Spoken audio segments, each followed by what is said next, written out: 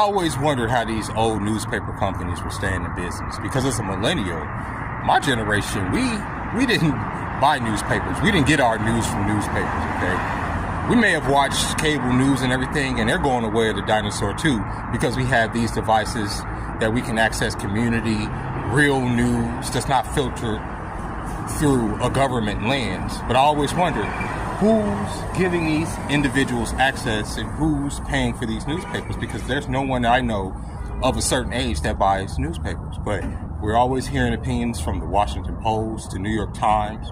Who's paying these people?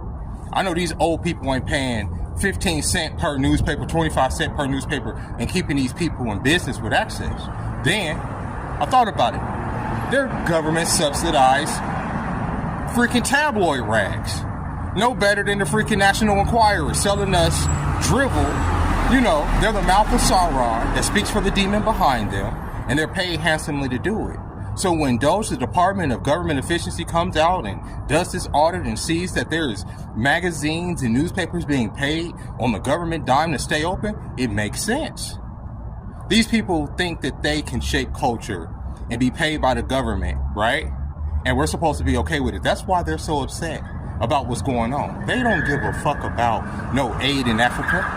And we shouldn't be subsidizing that shit either. But it makes sense now.